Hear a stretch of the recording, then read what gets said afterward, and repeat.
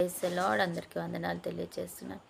ఈరోజు దేవుడు ఇచ్చినటువంటి వాగ్దానము మత్తయి సువార్త 24వ అధ్యాయం 44వ వచనంలో వ్రాయబడినట్టుగా, మనుష్య కుమారుడు మీరు అనుకొనని గడియలో వచ్చును కనుక మీరును సిద్ధముగా ఉండడి. నిజమే, దేవుడు వచ్చే రాకడ మనకి తెలియదు. అది అంత రహస్యంగా వస్తాడు దేవుడు. అవును, అందుకనే మనం సిద్ధముగా ఉండాలంటే, మనం సిద్ధంగా ఉండాలంటే అన్నపానములు మానేసి, నిద్ర మానేసి, రోజంతా ప్రార్థన చేసుకోవడం అని కాదు. కానీ మెలకువ కలిగి ఉండాలి అంటే మనం నిద్రపోకుండా ఉండడం అని కాదు. కానీ మనం ఎల్లప్పుడూ హృదయ అంతరంగంలో దేవుని స్తుతిస్తూ, మహిమపరుస్తూ, ప్రార్థనలో ఎక్కువ సమయం గడుపుతూ, వాక్యంలో ఎక్కువ సమయం గడుపుతూ, మనల్ని మనం సిద్ధపరచుకుంటూ, ఎప్పుడు కూడా మన కళ్ళు, ఆలోచనలు, సమయం కూడా ఆయన వైపు ఎక్కువగా అప్పగించుకుంటూ ఉండడమే మెలకువగా ఉండడం అన్నమాట. అవును, అలాగే నీకు కూడా నాకు కూడా దేవుడు ఒక మాట హెచ్చరిస్తున్నాడు. ఏంటంటే, సమస్య చెప్పి రాదు, శోధన చెప్పి రాదు. అందుకే దేవుడు ఒక మాట అంటాడు, మీరు శోధనలో పడిపోకుండానట్లు మెలకువగా ఉండి ప్రార్థన చేయండి. మనం శోధనలో పడిపోతాము. ఏదో ఒక సమయంలో, దినమంతట్లో ఏదో ఒక సమయంలో పడతాం.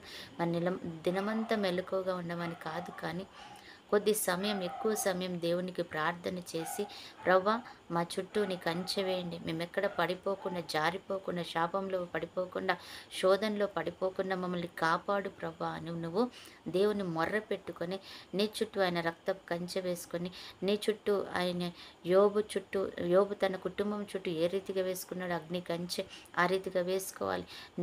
తన పడవ చుట్టూ ఏ రీతిగా కంచె వేసుకున్నాడో ఆ రీతిగా వేసుకొని, అప్పుడు నువ్వు సమాధానకరంగా పడుకోవాలన్నమాట.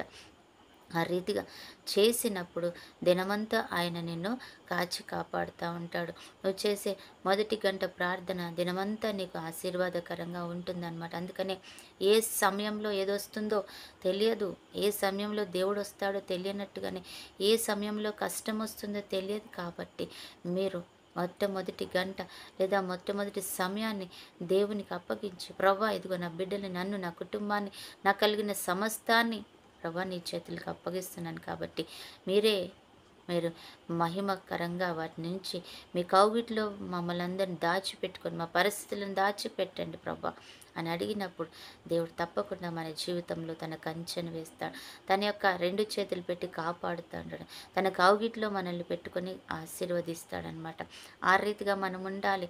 అనుకోనని గడియ మనం అనుకోము ఏ సమయం ఏం జరుగుతుందో. కాబట్టి జాగ్రత్తగా ఉండండి, మెలకువగా ఉండండి, సమాధానకరంగా ఉండండి అని దేవుడు హెచ్చరిస్తున్నాడు ఈ దినం మనం. కాబట్టి జాగ్రత్తగా ఉందాం. నిజమే, ఎప్పుడు రాబోయే శోధన ఎప్పుడు వస్తుందో మనకు తెలియదు. కాబట్టి అది చెప్పి రాదు. కాబట్టి వచ్చి నాకు చూసుకుందాంలే, పర్వాలేదులే అనే నిర్లక్ష్యం కాకుండా, చెప్పి రాకుండా వచ్చే ఆ శోధనను బట్టి మీరు ముందుగానే ప్రార్థన, ఉపవాసం, కన్నీరు, యాచన ఆయన మన జీవితంలో విజ్ఞాపన చేస్తే దేవుడు మనల్ని తప్పకుండా ఆ శోధన నుంచి ఆయన కృప చొప్పున తప్పిస్తాడు. అది రాకముందే ఆయన హస్తం మనకు అడ్డుగా పెడతాడు, ఆయన కంచె మనకు అడ్డుగా ఉంచుతాడు.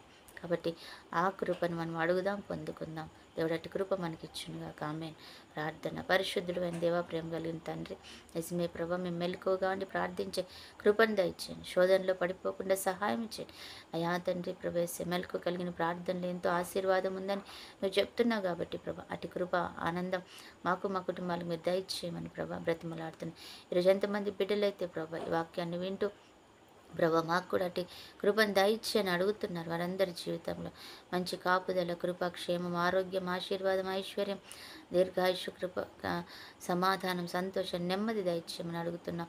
అలాగే చూస్తున్న బిడ్డలు మరి బర్త్డే, మ్యారేజ్ జరుపుకుంటున్న బిడ్డలు కూడా జ్ఞాపకం చేసుకొని రెండంతలుగా ఆశీర్వదించి కృప చూపించి కనికరించమని యేసయ్య అతి శ్రేష్ఠ నామంలో ప్రార్థించి అడిగి పెట్టుకుంటున్నాం తండ్రి.